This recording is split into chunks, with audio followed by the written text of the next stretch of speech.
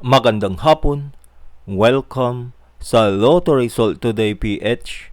Narito ang mga resulta para sa 2 p.m. draw, January 11, 2026.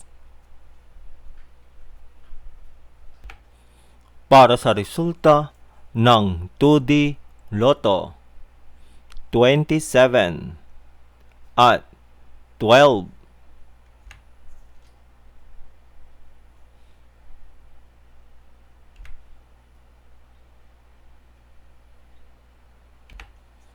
Para sa resulta ng 3D Lotto, 3, 7 at 2.